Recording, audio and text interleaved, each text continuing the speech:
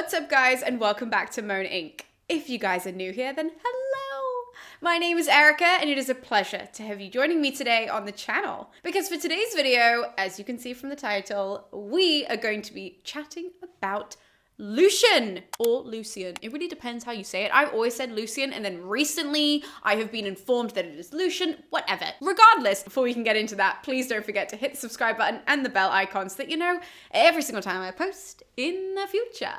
And now that you've so kindly done that, let's get into the video.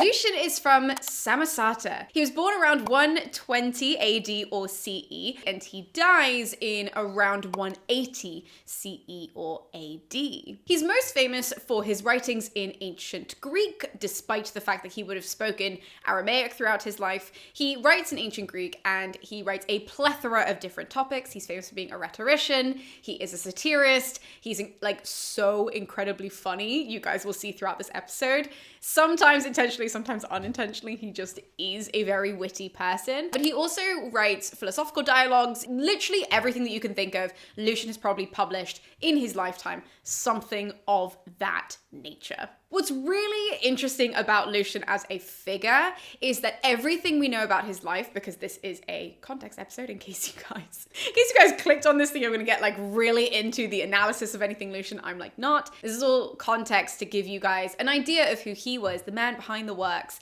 and ultimately the one that I will be talking about the most on the channel, which I'm sure a bunch of you ancient history nerds will know which one I'm gonna talk about. But we're just gonna try and give you some context about him. And unlike the other writers that we have, when it comes to Lucian, he provides a number of details about his own life, but zero of his contemporaries offer us any alternative stories. So literally everything that we know about Lucian is from him, which means that obviously we have to take it all with a grain of salt. It's a really different can of worms that we have with Lucian in his life than other people that I've discussed on the channel, because what tends to happen is that somebody will write a work and we know nothing about them because they don't write themselves in the work.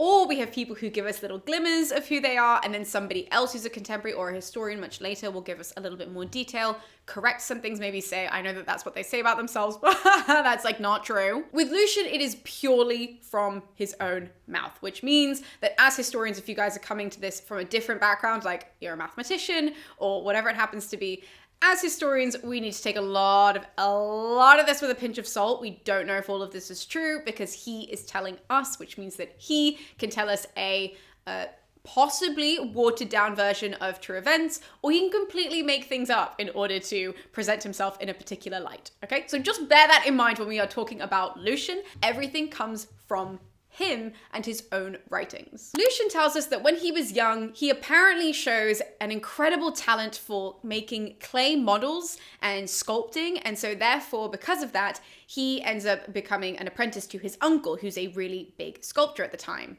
Supposedly, the pair quarreled. This is what leads Lucian to leave home. He heads for Western Asia Minor at the time. This is where those places are really dominated by teaching ancient Greek literature and all of that kind of stuff. So Homer, Herodotus, all of that is happening in this part of the world. He learns a bunch there, and then we hear that he just continues his travels because he enjoys this so much, right? So you know how I always say, like, well, the people who are big writers from the ancient world, they have to be wealthy in order to afford not only traveling, but also the education that they end up having. That is essentially what we hear through Lucian as well, but just through a story rather than like, here are his parents and here are blah. So he ends up traveling from Western Asia Minor through Greece, through Italy, and he actually ends up going up into Gaul, which, in case you guys don't know, a map of the ancient world, that's really like what we see as modern day France area. He travels through there. And this entire time he is learning about the ancients, the different kinds of writers. Like I said at the start of this, he's known for so many different types of writing because he studied so many different types of people. So obviously in Western Asia Minor, we hear that that's where he opens up his education, like I said, to Herodotus, to Homer. But as he goes through Greece, it's, Platonic dialogues. It is lots of Epicureans. As he goes through Italy, he's learning more and more and more up through Gaul, and he just absorbs all of this. Now, it's because of this education that, much like we tend to hear when it comes to these ancient authors, he takes up a role as a rhetorician, right? He's incredibly good at rhetoric, of constructing prose in that kind of a way. And we hear from him that apparently his career wasn't as high as he thought it should be, right? So he doesn't become as successful as he thinks that he's worthy of. He thinks he is much better than the level that he is currently at. Oh my god, this hair is annoying the crap out of me. But anyways, so he decides that he's going to stop traveling, he's going to stop his line of education and work regarding rhetoric, and he's going to go and settle in Athens, which is what he does.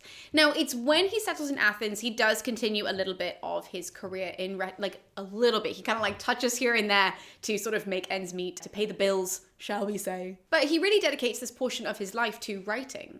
And in the beginning of his writing career, so he's kind of in his like 40s. Oh my god, my maths is atrocious. He's got to be like 40s or early 50s or something like that. He basically starts dedicating his life to writing, and the first chunk of the writing that we have from Lucian is really him mimicking a lot of the writers that he's read, right? So we have a bunch of these texts that still survive to us, which are him mimicking, Herodotus. A lot of Plato is being mimicked, Aristotle, those kinds of things, where we see him really taking the language of somebody else and the style of somebody else and then writing it again, essentially. So a lot of those texts, we have so much work, by the way, that survives from Lucian, which is crazy that like we don't read him more, but it's just because he did a lot of this mimicking, so to speak, that means that he's not as widely read, but he does write a shit ton of stuff. Now, through all of this writing, there are a couple of main themes that we see again and again through Lucian. Two of the main ones are really human failures and death, right? He really wants to talk about those two topics. And that is across the board, whether it be philosophically speaking or in a satirical kind of funny way. So a text that is really well known is his one about Charon, and how Charon really wants to like take a day off. Like, yes, the guy who does the ferrying of the souls in the underworld, he decides he wants a day off. He's like, I have been doing this forever and I would like a rest. And so he decides to go up into, our world and mosey around. Hermes is there and kind of like hangs out with him. It's a very bizarre text, but obviously that's all about death and I mean, that is really just such like a mundane story of somebody that's like, I am worked too hard. He also has a work called The Dialogues of the Dead, and so on and so forth. If you guys want any more detail about these texts, you can find a few resources that I found in the description below, because obviously I'm not going to be talking about them in a context episode. It's just an idea of what you can expect from Lucian's work. And that topic of death, the discussion of death, is really, really big. It goes across a lot of his writings. Like I said, even the philosophical works, we have a number of them that are dealing with the idea of human failure in death, how you kind of channel that, all of that kind of stuff, whilst it all having a very witty, shall we say, blanket over the top of it. One of his most famous works is actually called The Cynic, and there's philosophical work. This is a philosophical work, even. And I actually found right before recording this video a really great video on YouTube here by a philosophy professor, so I will also link that in the description below in case you guys want any more information, in case you guys came here wanting more information about the Cynic. But yeah, there are lots of things that Lucian wrote that we could focus on. However, today I wanted to focus on the text that I know will be the one that I get into as soon as I move into talking about Lucian. If you guys really enjoy this video, then I will just hop and skip quickly and just do Lucian first. I probably shouldn't say that, but like, I always want to talk about Lucian first. And that is his true history. Now, the book is also titled A True Story, so in case you guys see that title and Lucian, that is the exact same work.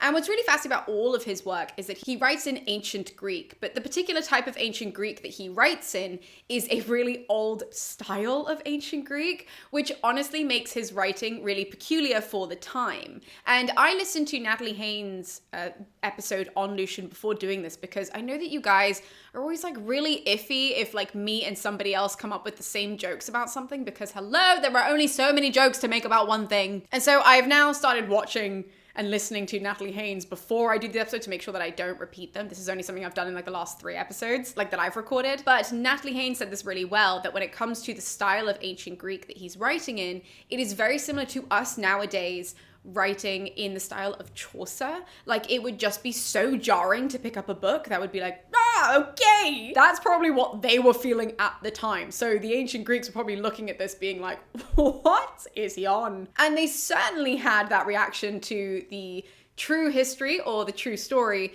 because not only is that written in a very particular kind of Greek, but the storyline is also just completely wacky. Like, genuinely, it's one of those books that people read or hear about now, and I tend to wonder why people don't start with that. Like, I know that we have to start with reading the Greek myths, and you'll get way more out of this text if you know Greek myth and if you have that basis, and if you have read all of the other stuff that we've discussed on this channel. This book will be it will just be a much more enriching experience. But the story itself, you guys. The true history is really interesting because it is Lucian's take on the idea of history being written in this really sort of like grand kind of way, right? So in all of the history books, even the ones that he's reading at the time of his life, when he's reading them, they all open by being like, oh, I'm going to tell you the history of this thing, and this is a true story based on true events, kind of an opening. And Lucian opens his book by essentially doing that and saying, I am going to tell you this incredible history. It is a true history. It is a crazy story. And maybe it isn't all true because you shouldn't believe it because the idea of this happening is just not real. But at the same time, it is true because it is a story that I have decided to tell you. Like, it is so much. And you're reading it like, wait, I'm sorry, what? And very quickly you understand what he means by that, which is essentially him saying, I am telling you a story, and the story itself is the one that has come from me. And so therefore, because I am the storyteller, it is a true story, but it's not actually based on true events. Like, this is not a history, this is not a story. There's no way that this could happen. So why does he call his book The True History? Why does he call it The True Story? And then why does he open in this way? And what is so wacky about it? Now, the reason why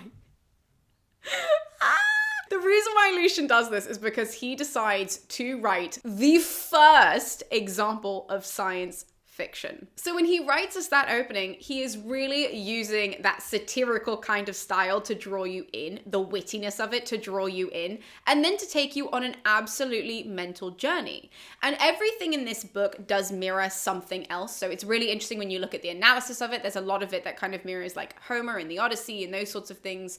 And the way that this story opens is that we have the narrator, I'm not going to tell you too much about it, obviously, but we have the narrator who, from his homeland in the east in Syria, he decides that he is going to embark on this crazy journey. They want to go, him and a bunch of his friends, they want to go and explore the West. So they all get on a boat, and very long story short, again, we'll go into more detail when we discuss him on the channel, but very long story short, as the boat sails and we make a few stops, it hits a storm.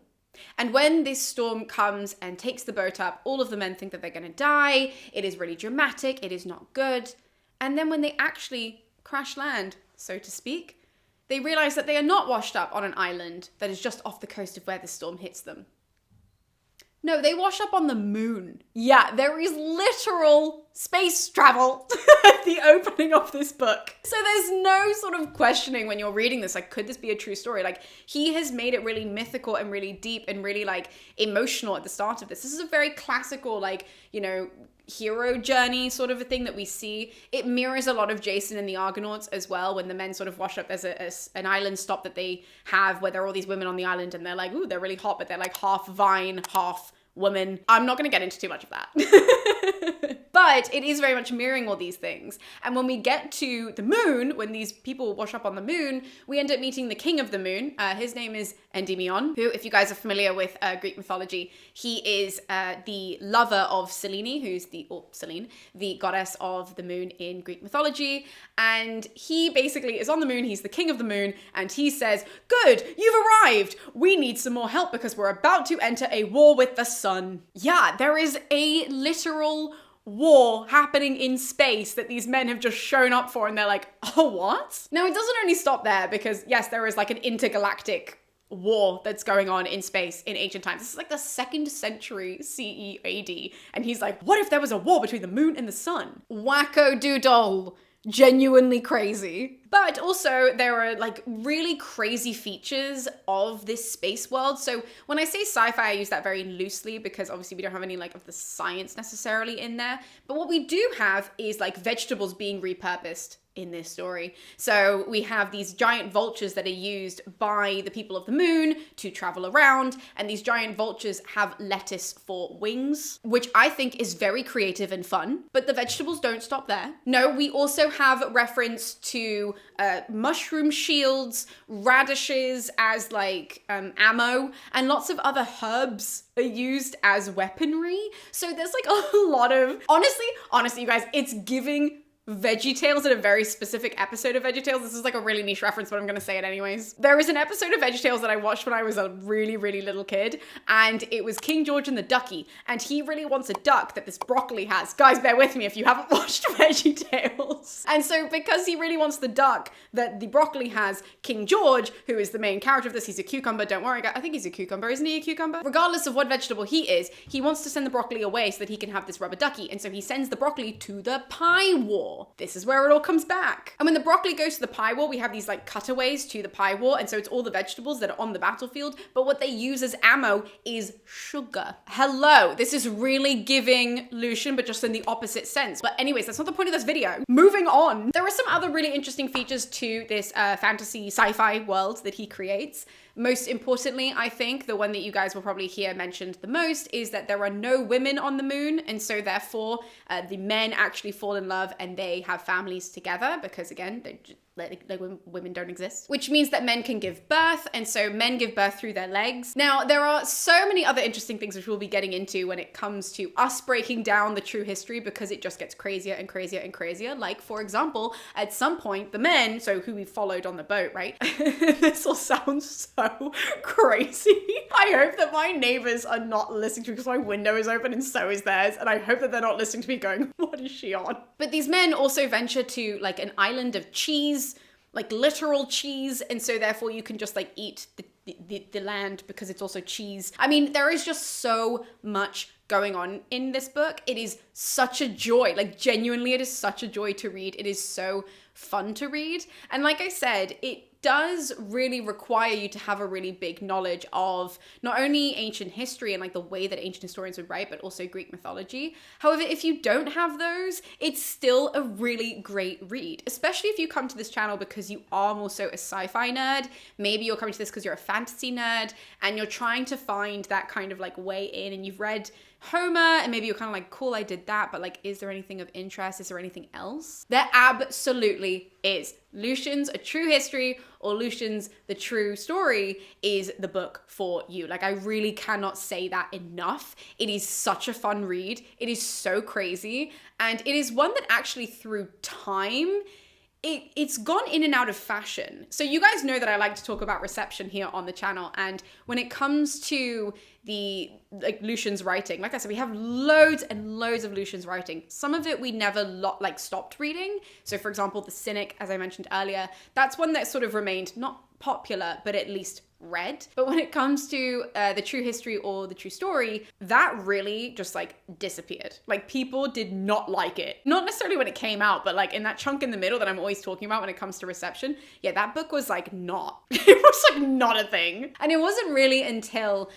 you know, what we can kind of look at as like modern scholarship, modern classics, where they really started going back to it and saying, actually, this is a really fascinating piece of work. This is something that is definitely worth being read. But bless classicist souls, because actually when it was first sort of brought back in to classics and like really sort of pushed forward, not necessarily as much as the other work, but as much as Lucian has been, classicists, and I did check this online, you guys can find all of these fascinating not original, but like first articles that are coming out talking about this work and being like, this is really interesting, of classicists saying that it is just purely satire. And it wasn't until later on, much more closer to our time, that people are then saying, well, yeah, but also you guys have completely missed that it is sci-fi. It is a genre of its own, which means understandably that it's become very difficult to kind of put into school curriculums. I mean, I'm even thinking like, how do I link this to other things on the channel? It's very difficult to try and like throw in there because it's the only book really of its kind from the ancient world, which is what makes it more interesting. It's what makes it more fun. It's what makes it definitely something that we should put a highlight on much more so. But at the same time, obviously, obviously it's tricky when people really like the myths and they really want to read more about like certain characters, and we can kind of redirect them to things. Or history, people like military history, great, we've got loads of those. Or you like this kind of history, fantastic. And then you have Lucian's A True History, and you're like, it's like none of those. There are lettuce vultures, and you'll have a really good time, but you won't feel smarter. Like, you definitely won't. I would say it's probably closer aligned to Apuleius. Apuleius is the golden ass, which I have discussed on the channel. You guys can watch that video if you haven't already. I'll link it in the description below and wherever those cards pop up. But it's more sort of aligned with that, where that is very much a fiction book. It is wild, it is fun. It is about some crazy guy that gets turned into a donkey, and it's his journey as a donkey kind of a thing. And this is a boat that hits a storm and gets transported to the moon. Oh my god, they meet all of these ancient authors as well. I totally forgot to mention that. They literally meet like Homer and Herodotus, and they're told, oh, Plato doesn't reside here with all of us, by the way, when they go and they meet the dead. Like I said, the death thing is like a really popular thing in, in Lucian's writing. So they meet all of the ghosts and all the souls of these people, and they're like, yeah, but Plato isn't with us because when he wrote his Republic, he also just like went off and created that, and so now he's over there. It's honestly great. I could go on forever and ever and ever talking about Lucian and talking about this particular work, but I won't. If you have listened to all of this and have gone, where the fuck has Lucian been all my life? I mean, same. Then you guys can find all of the links to Lucian to read him in the description below. But with all that being said, that is quite literally everything that we know about Lucian and a little bit about his crazy text, which will be the first one that we end up talking about. But I will now love you and leave you with all of that wackoness. So thank you guys so much for tuning in, and I'll be seeing you next time with more videos here on MoAn Inc. I'll see you guys then.